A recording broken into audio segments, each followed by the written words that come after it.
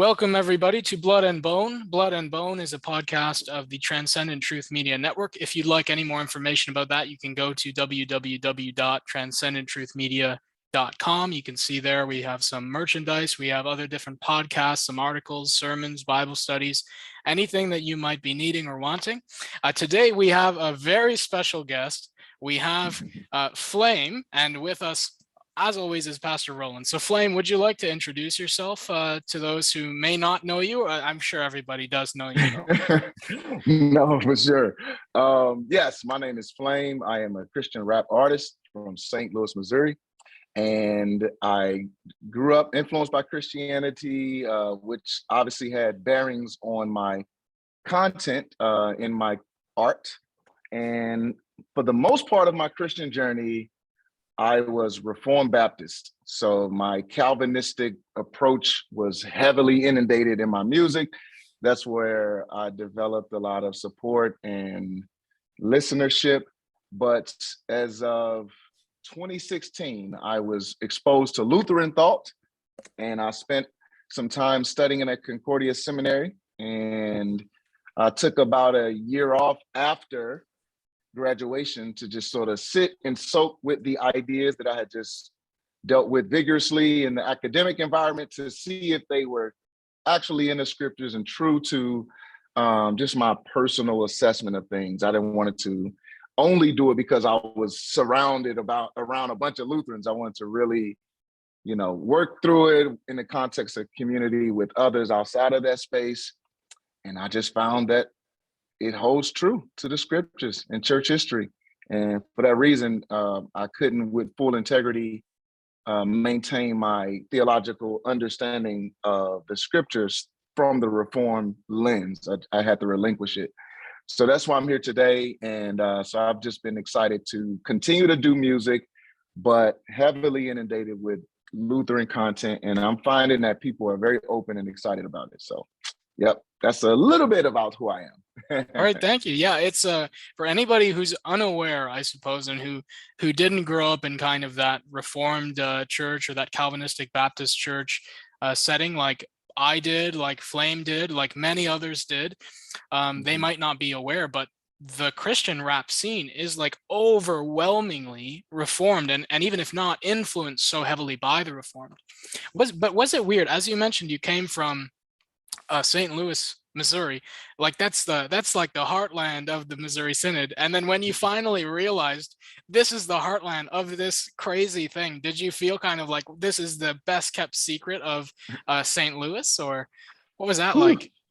Man, that is the way to put it. I felt like it was a hidden treasure because when I first went to visit the campus, I toured with a gentleman by the name of Dr. Bodie. And I still didn't understand that it was a Lutheran campus. So the entire time we're touring, I'm talking about John Calvin, how much I love John Calvin, the doctrines of grace, John Calvin. And he's just, being patient and sort of letting me rant about John Calvin for like an hour. And then I sat in on one of the classes and, it was with Dr. Sanchez, and he was talking about the Trinity, which was something that was dear to me. I actually wrote a song about the Trinity and a bunch of articles. So I found a lot of, commonality there that sort of pulled me in. And once I really wrapped my mind around, oh, wait, there's some differences here, because I had to obviously test into the school and just going through the material, thinking about the sacraments and the historicity of what the ancient church has always believed about certain things that have sort of been kept at bay. After the resistance and all that kind of stuff, we could talk about that. I did feel like this is a hidden treasure. And I feel like a lot of people in the Reform space are looking for more ground to walk on, but they can't necessarily find it because they're missing pieces to how they've been trained to understand church history and the Reformation in particular. So I was excited that it was in my own backyard, that I was able to, just sort of add that to my own story, that God used a seminary that's been planted and rooted here for years to really sort of, outside of myself, rescue me from the turmoil of sort of such an internal focused version of Christianity. right in my own backyard. Crazy. Yeah, that's great to hear. Yeah. And one thing that I think really comes across in your music, as you saw when I had my Spotify Wrapped, I'm a connoisseur of your music, and I always have been because I grew up with it, right? Um, Yeah. with you and with Lecrae and then with Shylin and these lads, right? Yeah. Is one thing that really came across in that first Extra Nos album after your kind of conversion into Lutheranism was especially with the song Scattered Tulips. I think it really comes across that like, Yeah. and this is something that's totally lost in Yeah. and we're in different synods, right? We're in the Canadian Association of Lutheran Congregations and the LCMC, right? Congregations in Mission for Christ. And for in our context, there's a lot more pluralism going on than in the Missouri Synod.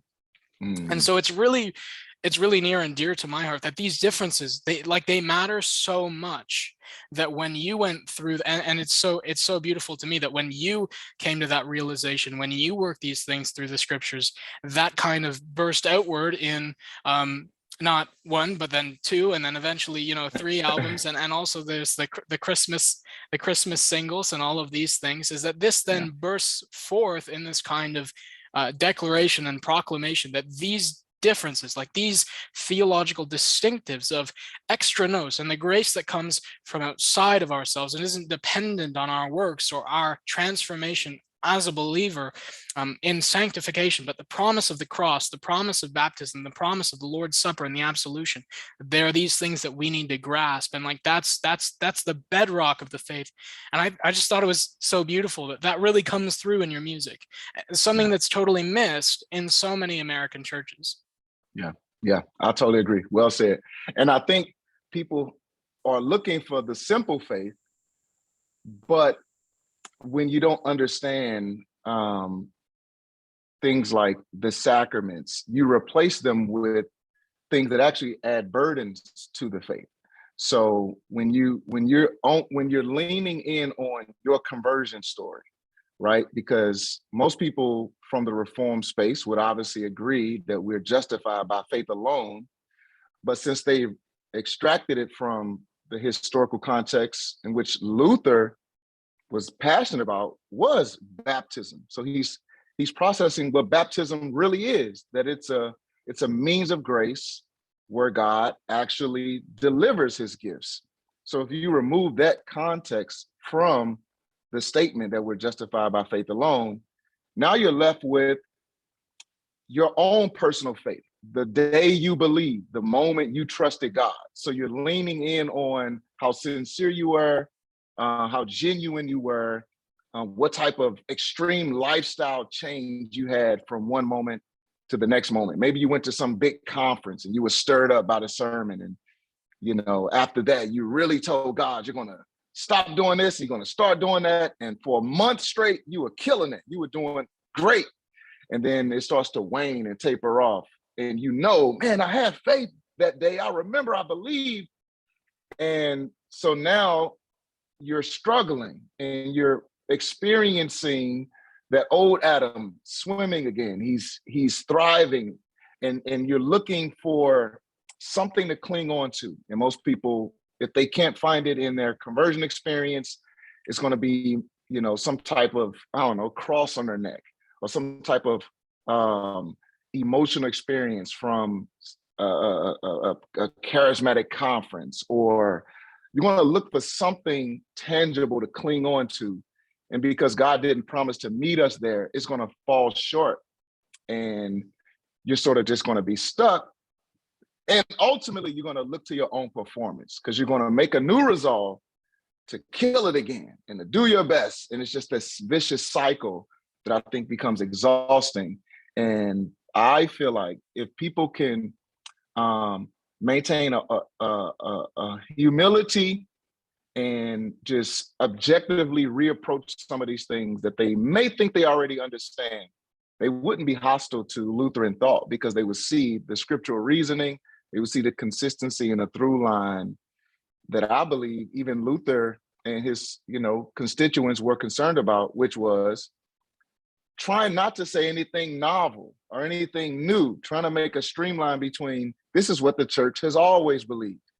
And that sort of consistency, I think, brings what God intended, which is the assurance of salvation and then the mobilization to move out and serve your neighbor with this peace that you're in a right relationship with God. You and God are oriented rightly. Now you're free to move out into the world and do good works.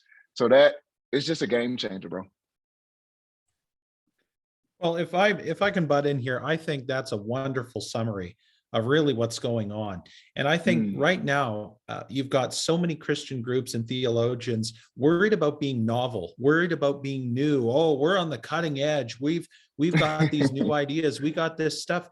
And you're right in saying that a lot of the first generation reformers like Luther, and then of course people like Chemnitz that came in the second generation after, they weren't so worried about being new as they were worried about confessing what the church had always said, which you highlighted really well. And I think this is really the beauty of Lutheranism. And I think its unique contribution on the Protestant landscape is an ability to reinvigorate and rediscover the gospel without throwing everything else out with it, right? Because I think, the Reformed like to call John Calvin the perfecter of the Reformation.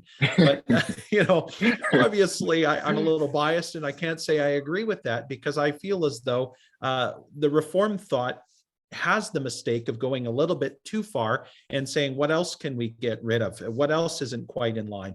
And this is where I think Lutheranism is uniquely positioned to have a very solid historical claim, while still being able to maintain that free gospel message that Luther highlighted so clearly and comes out and manifests in good Lutheran theology and good Lutheran practice, insofar as that exists. I get it, bro. Absolutely. And, so my thing was, once I was exposed to Lutheran thought, it was, man, why did it take so long? Why haven't I heard about Lutheran thought in my time in academia in a reform space?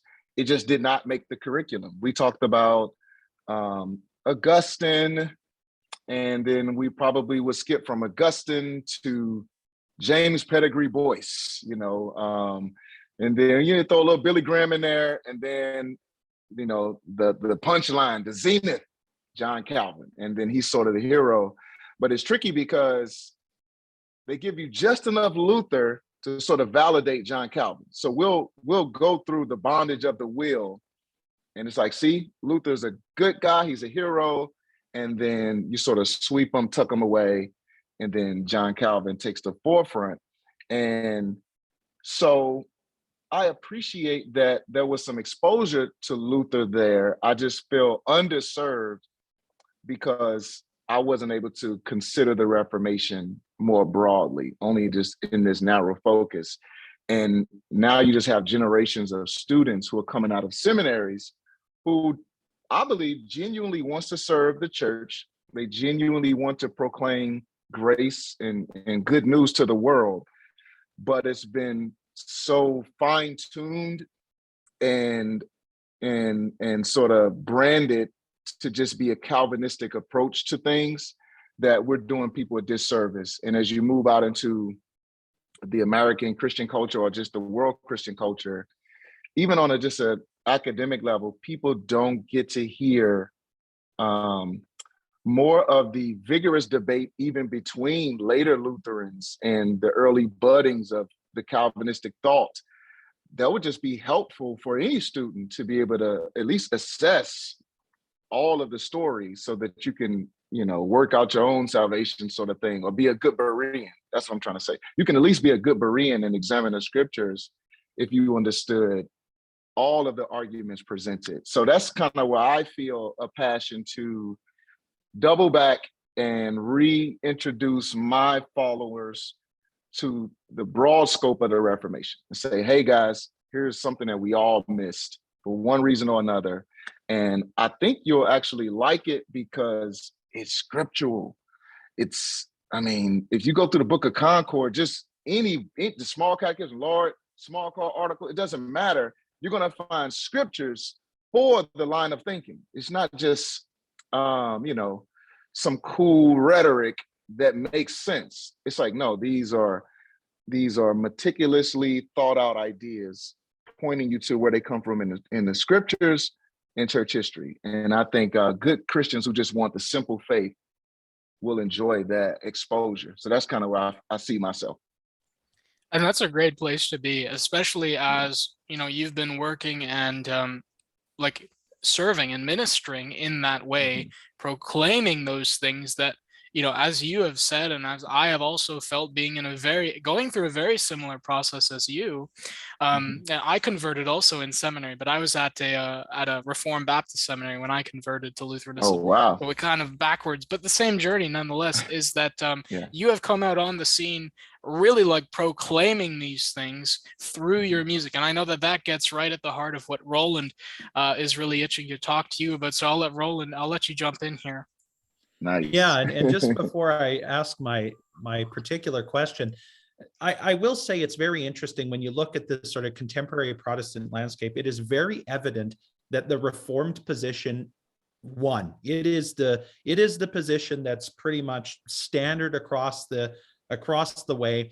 And I think, to be fair, I don't necessarily blame that on anyone else except Lutherans in a sense, because I feel like we, as Lutherans, and myself being a cradle Lutheran, we kind of stick in our own little pool and we don't really interact with other people. I know I grew up in the Lutheran church, and you read your Lutheran theologians, and that was it. You didn't really interact with those people over there. And I Yeah. think as a result of that lack of interaction, you're not getting the Lutheran thought out and into the public arena for people to start considering that. And that is why, we do love what you're doing so much, because I think, people like yourself, people like, although I don't agree fully with him, but people like Jordan Cooper are doing an excellent job of bringing Lutheran dialogue into the wider spectrum, exposing people to that deeper foundational element of the Reformation. And I think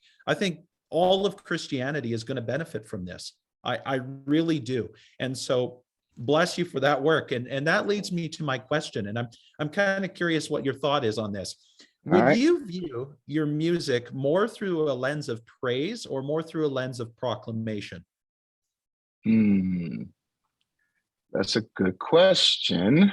I would say proclamation, because the approach is more so unpacking ideas and then sort of imposing them on people, laying them before an audience. But I would like to think that the result is praise. So once the information sort of hits your ears and it trickles through your mind, and I will hope that it lands on your heart in such a way where you say, hallelujah. So I think that'll be my end game, but I do see myself mostly as a proclaimer. And because I've been approached about certain things like, man, is there a way we can incorporate this into a local church setting and maybe some type of Sunday morning incorporation of what you do? And I'm like, I suppose anything is possible. I just think it may be a little difficult in terms of, most of the times I'm building a case, so you can't just jump in anywhere per se and get the full picture of what I'm trying to proclaim. And then I just think the cadence and the format of rap music doesn't lend itself to every person in the pews. So for that reason, I think it is probably better served outside of the local context, and in a space where people have time to sit, think, process, and hear, a bunch of rhetoric coming at them on their own time. But yeah, I would probably say more of a proclamation of things. Yeah. Good question though. Yeah. Yeah, and If I I could think jump in that's here and just make one comment and affirmation here, is that I really love when I believe it was Luther. Roland, correct me if I'm wrong. I'm sure you know, but he said the church or whatever it is not a penthouse, but a mouth house. And what I find is that, as you're saying, that what you're doing is mainly proclamation, I would just 100% affirm that it is. And that's Mhm. how, as people who are, not big eyes, but big ears, as Stephen Paulson would say, Mhm. is that we are like receiving, you're just pouring out orthodoxy into people's ears, and just I think that the setting and the, as you said, like the format and the cadence of rap music has always in the church, at least among the younger folks, whether that's in the Calvinist church or now in the Lutheran church, thanks to you, is that they work I don't know if you're aware of this, they work perfect for a passive form of catechesis. And I've actually handed it out to certain adults and younger folks who I am in the process of catechizing, that they listen to that in their car or on the way to the work, on the way to their work, and I've seen that form and inform people's faith as they. It really is like the purpose of a catechism, Wow. and I not to tell them not to read the catechism, but as they listen to these things, as they listen to Extra Nos, and as they listen to Christ for You, and they come back, and then you start hearing them echo, as Jonathan Fisk would say, right? You know, they're being catechized, and that faith is then coming out of them, and you hear them reciting just by nature as response to people who are, you know, naysaying to these promises, words that you wrote in your songs. So I'm just not aware if you have understood like that kind of catechetical impact that your proclamation is having. Man, that's so encouraging to hear. And it definitely rings true. And another thing I think I've noticed, that to me, it's just in the wisdom of God. So there's something about when something comes through the imagination or through the arts as opposed through the intellect only. So here it is, God sort of forms us to be intellectual beings. We also like beauty and art as well. And a lot of people that are not Lutheran, as they are listening to sort of catechesis through music, what the art is doing is sort of softening their heart. It's sort of softening a natural resistance that they might have with the ideas just coming straight to the intellect. But since it's sort of nestled in with art, rhythm, and cadence, it sort of allows you to relax and let something in. So it helps me come through the back route and enter into the mind as opposed to coming straight into the front with, you know, just an intellectual argument. I think both are important. I've noticed people will say, man, I don't necessarily agree with this, but I love this song. And it's been a while now, so people have come back to say, man, after listening to this song for a year, I think I agree with this. So that's something I've really been enjoying, is sort of seeing how what I believe God has established for the sake of truth. I think he's given us all these things as gifts for the sake of truth and beauty. I think I'm seeing it. People are like, man, I'm listening to this. I go back to the scriptures and I'm like, I think this is what Paul is saying. And I'm like, praise God, you know. So I've literally, my DMs are crazy. Like I've been getting DMs from pastors, seminary professors, laypersons alike, who are simply saying, this is amazing. I've never been exposed to this. I have a PhD. I'm a professor at this seminary. I've never thought through these things. This is great. I have a couple of guys who are stepping down from a Reformed Baptist pastorate to figure out their lives now and what that would look like to move into ministry as a Lutheran pastor. So behind the scenes, there are amazing things happening. And yes, I think it's a one-up for Lutherans, but ultimately I think it's a one-up for God's good news. You know, I think what Lutherans have done is to preserve the simplicity of God's good news. And that really stabilizes the person. It gives you an understanding of your identity as a human. And then it also pushes you out with the freedom to be good at whatever you naturally are good at for the sake of someone else. And I think that trajectory is what people are looking for. But it's the unhealthy ideas that have sort of infiltrated the Christian space that adds so much weight, and it becomes so burdensome that a lot of people are leaving Christianity. And I have a line on one of my projects on Christ for You, the song title Christ for You. I said, I say before you go, check that Extra Nos. And I'm talking to people who are leaving Christianity. I'm like, wait, before you leave, consider things about Christianity that you haven't, that will probably re-engage your mind and your imagination for God's goodness and his love and his care, you know, and with these helpful categories of things like law and gospel. two kinds of righteousness, the two realms, the means of grace. And when people develop this new framework, it puts structure around our faith, and it's not so many blurred lines. Like, I think as a Reformed Baptist, trying to understand justification by faith alone, but also accepting that Jesus had only died for a limited amount of people. So while I affirm this one good thing, I'm also fighting this one good thing, because I don't really know if I'm a benefactor of Jesus's death on the cross, because it's limited. So how do I know if I'm one of the people Jesus died for? So now I'm in this tango where I have to do a little bit of good performance to sort of prove or affirm within myself that I am one of the elect. And then when that lets me down, when my actions or my attitude doesn't match the vigor that it should, now I'm like questioning things again. And that dance, it just becomes draining. So I think Lutheranism is the pavement that has been hidden from people to continue to walk the Christian walk. So that's really my passion, is to get it out there, man. Yep. Well, and I appreciate that sentiment too, because I really do think Lutheranism has this sort of runway to allow people not just to accelerate, but to continue going. Because what I see so often with, evangelical friends of mine, charismatic friends of mine, even to an extent, some of the Reformed friends of mine, you get in, you go hardcore, you're all in, within 3 to 5 years, you're burnt out. And you're kind of numb, and you're kind of done, and you're like, now what? And I've seen a lot of people walk away from the faith, because I think once you dig deeper, those sort of contradictions, those sort of tensions that exist within those theologies eventually take their toll, whether you recognize it or not. And I think that's why you've got so many people, especially in among Protestants, so many Protestants being like, oh, I'm going to go back to the Catholic Church, or I'm going to go become Eastern Orthodox, because they feel as though in Protestantism, there isn't that runway anymore. Like, we got a good landing pad, come in, but then now what, right? where do we go from here?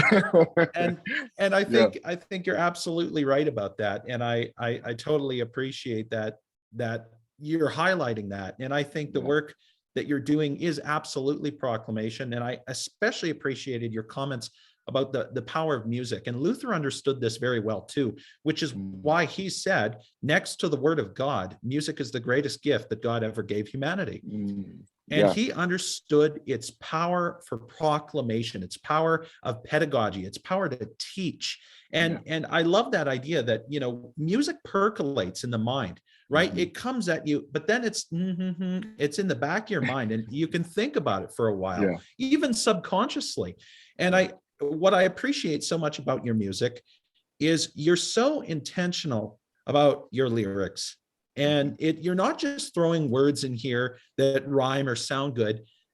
You really think it out, and you really put in things. It's like, how can I best express what is, and best distill what I believe? And I think you do that exceptionally well. And I would say, out of the Christian rappers I hear, and this isn't just me buttering you up, I think you do that better than most Christian rappers, to be perfectly honest. And I think your dedication to your precision and your language makes all the difference in the world. And I think it shows you as an excellent rhetorician and a proclaimer of the gospel, truly. And I echo Connor's encouragement of that. Yeah, thank you. No, that means a lot. That's so encouraging. And it's interesting too, because in the hip hop culture, and in rap music, you are sort of validated as you are drawing in references from the culture. Your punchlines are current, and they strike at something that's being discussed in popular culture. While I appreciate that, I do think it's limited. So as opposed to trying to make a reference to a current movie or a current song or a current event, my thought is, man, I would love for these to stand the test of time. So the 16-year-old kid may not know what 3 Gainera is, and it may go over his head. But as he's aging and he's working through his salvation, life is going to introduce to him questions and concerns and ideas inherently that will cause his soul to be stirred and he'll want to know, what else does the Bible have to say? What else does Christianity have to offer? And I want these projects to be able to stand the test of time so that they're still relevant from the time he's 18 to 28. And he can refer back to, even if you just print out the lyrics, he could say, man, these sets of ideas really helped me work through my aging process, or just, developing and maturing as a man and wrestling with what does that mean, and the conflict of all these, the disintegration that we all experience within ourselves. How does God see me? How should I see myself? And how can I maintain some sense of stability as I'm working through what it means to be a human? And I believe that to sort of craft my music in a way that it can walk with a person throughout this journey is the best approach, as opposed to just kind of throwing some quick cultural reference in there and just be super swaggy. So it's the tricky thing is, I've tried to stay in the middle, where through the music, the production, and the cadence, you'll hear the authenticity of the genre, but the content and the subject matters will be ancient truths. So I'm trying to marry those two so people can sort of find a medium. And but you're right. I love how Luther was able to compose hymns and affirm Christian content in music, but also he didn't lay the burden on people to have to be a Christian artist, or be a Christian athlete, or be a Christian janitor, or right. So he did have a great appreciation for the arts and for the beauty, but he also had a great understanding of vocation, and how you may look at Flame and say, man, I'm not passionate about catechizing through music. Am I less holy? Am I less righteous or mature? And I just want people to know there's no extra merit in taking my approach. It's not like God's going to say, Flame, you get extra credit because you did music about me. It's like, no, this is just what was naturally sort of placed in the fabric of what it means to be Marcus Flame. And it just feels natural, and people are benefiting from it. I love it, but you don't have to do it. You can do music that doesn't offend God, doesn't contradict the Christian worldview, doesn't disrespect authority or women. It just highlights beauty and the goodness of God's creation. And you're arranging ideas and words and phrases and patterns together that enhance the human experience, that alleviates burdens. And that alone is pleasing to God and beneficial to your neighbor. So, which is important, because from the Reformed Baptist space, there was an expectation to do things for God, to be a missionary, because these were sort of higher callings, or, more holy callings, if you will. And Lutheranism broke me out of that framework, while I was feeling like I had to do this to show God how sincere I am and how much I really want him. And again, that just kept me leaning in on my own performance and sincerity. And so again, Lutheranism, I think, it just has the verbiage to help people better understand the human experience, the simplicity of the gospel, and how to get busy in the world doing what you're naturally good at or been gifted to do. Yeah, and I think that sorry to cut you off, Roland. You continue. No, that's okay. I just wanted to quickly say that doctrine of vocation is so valuable, and you're so correct about that. And there's a quote. There's some debate over whether or not Luther said it, but I'm going to say it anyway. But Luther kind of said, you don't become a Christian shoemaker by putting little crosses in your shoes. You show yourself to be a Christian shoemaker by making good shoes, right? And I think that's exactly where it's at. So whatever you're doing, whether it's rap, whether you're making shoes, whether you're picking up trash, whatever it is, if you're doing it well to the glory of God and working as if for the Lord, then that's Christian vocation. Yeah. I love that. Hey, if it wasn't Luther, at least they understood him. So yeah. And I just want to add there on that whole concept of using the right verbiage, which, all three of us believe that Lutheranism has, is I just want to add that, as Luther saw the importance of, and of course, just to echo something you said and to drive it even further, the church doesn't have to use the musical approach to catechesis.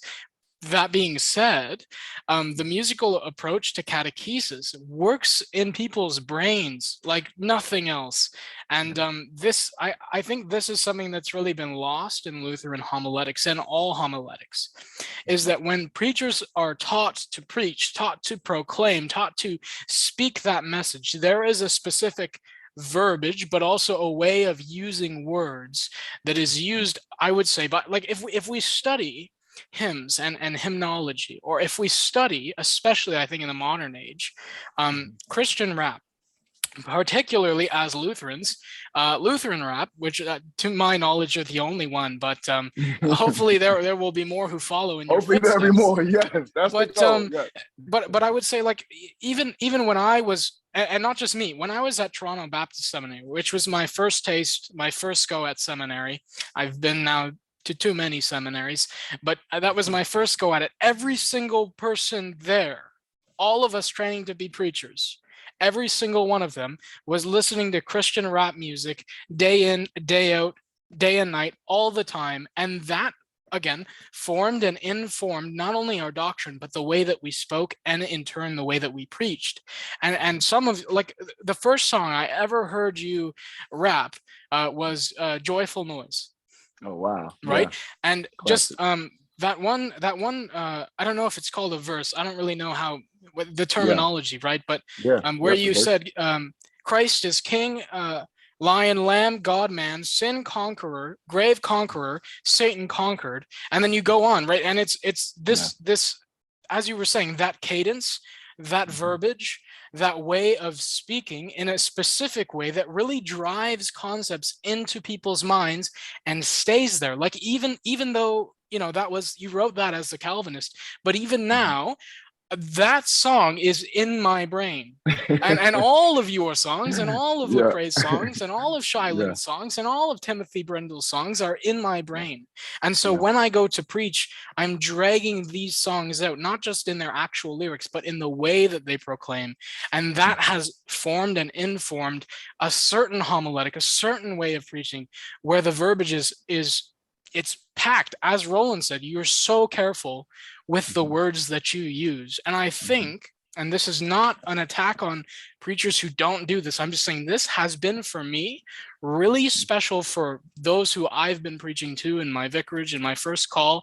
Before that, even when I was doing pulpit supply as a seminary student and doing field work, is that form of preaching, a musical, rhetorical, almost lyrical, like a musical homiletic, has worked into their brains in a way that simply some kind of extemporaneous speaking does not. And would you have anything to say to kind of the way that you form your lyrics? I know that you must spend, as I do with sermons, hours and hours and hours thinking about how does this sentence affect the person in light of this sentence, and how do you put that together? Yeah, that's a great question. Yeah, if you see my my creative space, it's a mess. So I have multiple books open. I may be reading 2 books at one time. I'm referring to this, referring to that. I probably have a podcast rolling, got some classical music in the background. So it's just a hodgepodge of things going on. But what I'm trying to do is refresh already familiar topics or ideas in my mind. I'm also trying to get a wide range of understandings for how these things have been discussed and spoken about. So I want to see how this person said this same idea, how that person said this same idea. And you're right, it's sort of the art of words. So, man, what made him say for as opposed to by? So it's things like that. And once I gather all of those components and I have the concept fresh in my mind, then I'm thinking, now let's narrow this down to what I believe is the meat of the argument, because I have to condense it into a 3-minute space. So I have to condense all of this church history in a 3-minute space. I have to make it rhyme, so to make it cool and then catchy, you know. So it's like I'm like a mad scientist. Like I'll probably look ridiculous. Somebody had like a helicopter view of me just all over the place piecing it together. But it's worth it. It's worth the intensity, the vigor of the preparation, because when the person hears it and they say, wow, God loves me. Or wow, Jesus did die for us all. And it was that preparation that sort of helped the person process something that is so rich and so true. And again, coming from the Reformed Baptist side of things, for people to let that in their hearts, that Jesus died for us all, that's a big deal for those listeners. And it sounds like something we just would all affirm, but it's just not the case. But that's huge for those people. Yeah. it's yes. So for me, it's worth it. And you know, but ultimately what I want to do is I'm not trying to say follow Luther, because that's what some people who are, I think, maybe being a little intellectually lazy, that's what they think the end game is. Oh, Flame's trying to make Lutherans. And I'm like, you know, I guess on some level I could see why you would stop there.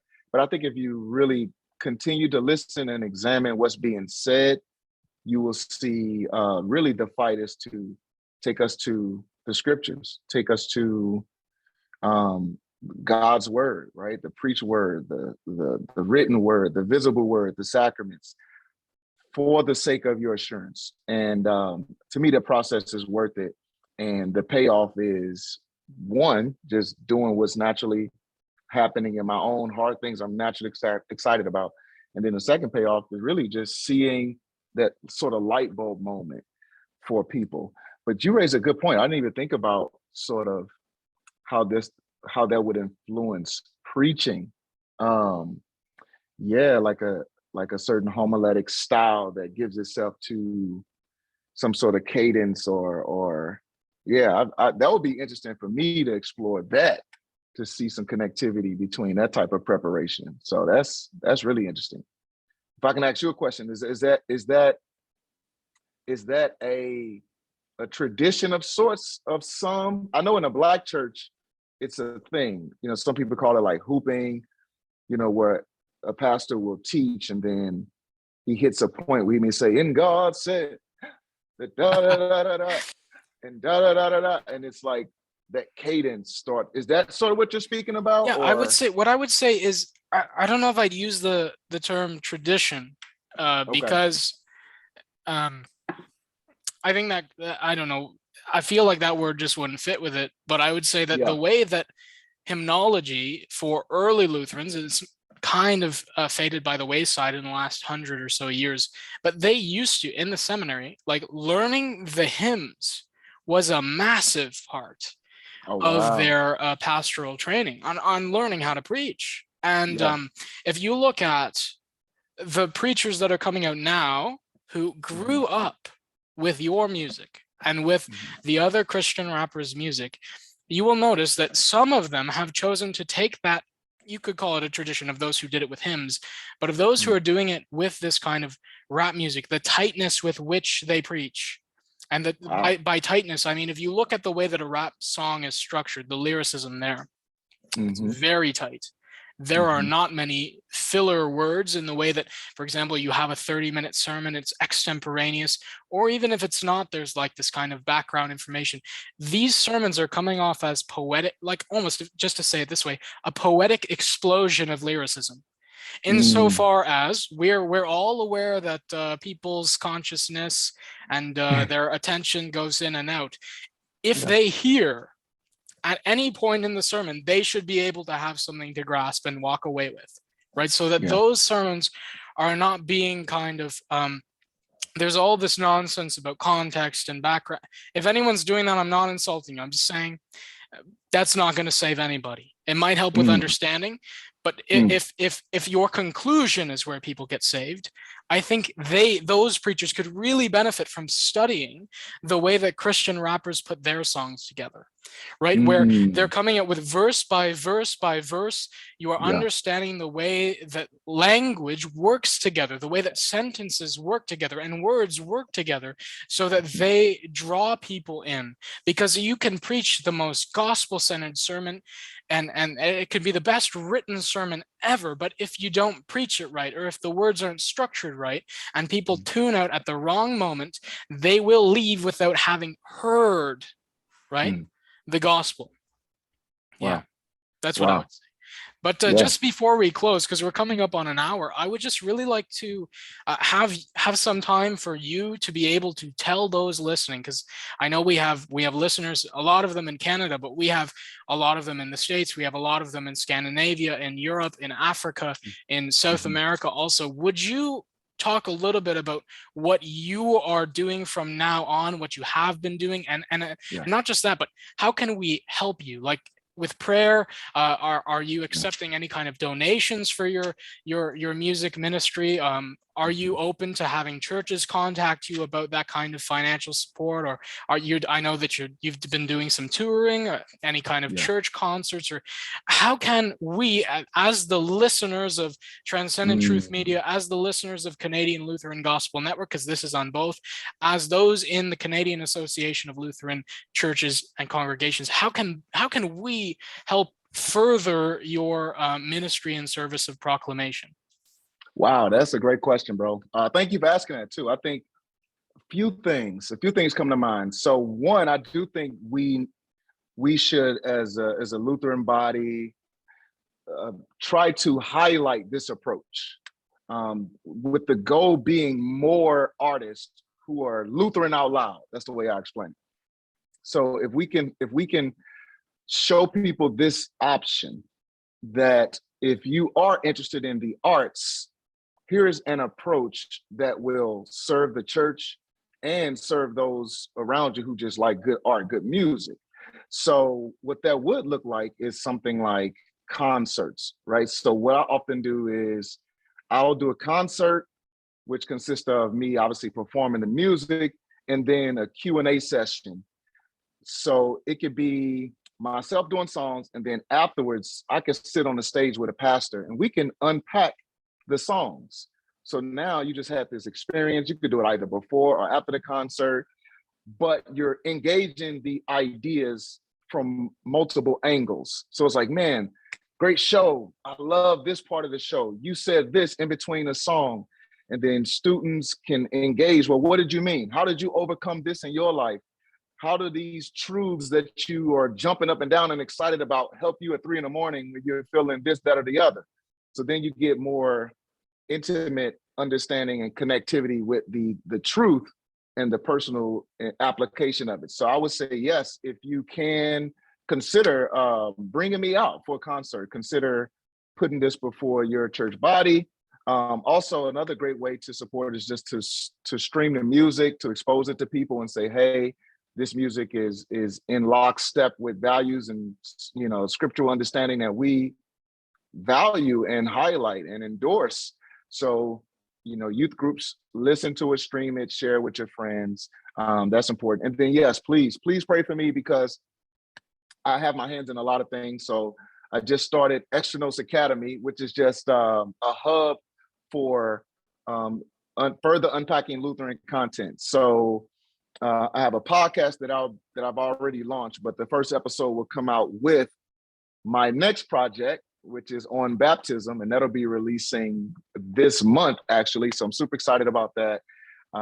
So I'll be using the podcast to do response videos. So I may listen to like popular sermons from just, you know, the generic American church and engage those and sort of show people, see what he said here can be difficult to live out. Here's a different way to think about it. So I'll be using my podcast for things like that. And then we want to also launch a conference where we can include concert, Q&A, and breakout sessions. So Extra Notes Academy will house things like that. So these are just sort of some cool things that are coming. But the first thing is be looking out for this baptism project. And feel free to engage. Like if you come in my social media, what you'll notice is there are a lot of reform people there. Some of them will may be a little, aggressive in the comment section, but by and large, people are there with questions. So if you are Lutheran and this stuff is just second nature for you, feel free to chime in and respond to someone and say, hey, have you thought about this? Or the people really appreciate that. And then I can come in right behind you and say, amen, excellent, killing it. And then people will know, oh, Flame agrees with this. And that way we can sort of be partners in the comment section as we pull people into just really this gospel freedom. So that's just the kind of a lay of the land of some ways to get involved and to help. But yeah, thank you for asking that question, bro. That's amazing. So for anybody listening, I know that there's a lot of church members, churches together, which will be listening to this, as well as council members, as well as big players in different seminaries and different synods. Of course, look out for Flame's new album. Go and buy his merch. Go and we at Transcendent Truth Media believe in merch as a way to spread the word, as a way to be a conversation starter. Go and buy that new album. Churches buy his album, stock them, use them for catechetical purposes. Invite him for that conference. If you need to, you can contact me and I can explain how churches are to work together in regions and districts. Very easy to do. If you wanted to have, for example, an East Ontario, Southern Ontario conference, the churches all get together, especially for young folks, especially as an outreach event. Those are great ways to be helping in that endeavor. Of course, pray for Flame, buy those things, support him, and spread that word. And at the basis of all of this is, as Flame was saying, it's about loving the non-Lutherans as well as loving the Lutherans. And so this all begins with love and community and conversation. And that's really the root of it all, is that you're buying merch, you're buying music, you're buying these things for the sake of your neighbor, because they need it, right? Flame needs it too, but also your neighbor needs that, right? They need you to care for them and love them and host that conference. So churches, please get together, have him there, have that Q&A session. And of course, let that light of the extra-nos good news, that gospel, shine among your communities. And I promise you that the promise of the Lord will be true and remain true in your doing of that. Sound good, everybody? Roland, do you have any closing remarks before we let Flame go on to whatever he's doing, his next album or Conquering the World or whatever it is? Right. Yeah, no, other than just thank you for your time. It's wonderful to to spend this time with you, to be able to ask these questions, and God bless you in your work, and thank you for everything you do. Thank you for your powerful witness for Christ, and God bless you and keep you. Yes, likewise. It's been good to hang out with you guys. Hopefully this won't be the last time. I would love to just continue to glean from you all. I'm tuned into the podcast. I got a couple of episodes in the queue already that I want to check out. So amazing. Well, we're very welcome to you coming on again, and anything that we can do, and perhaps if I can yoke together some of my Ontario pastors, some of my Ontario churches here in Calc, we'll wrangle you down for a conference, eh? How about that one? Okay. So Calc pastors, listen up. We're doing this. It's not up for discussion. So, all right. So God bless all of you listeners, and thank you for coming and listening, and thank you again, Flame. So we'll end the recording here. God bless everybody, and hope you have a wonderful Lord's Day, that you're blessed by word and sacrament, that you're blessed by Christ and his objective promise to you on that cross, that you are forgiven, that you are loved, and that you are saved. All right. Take care.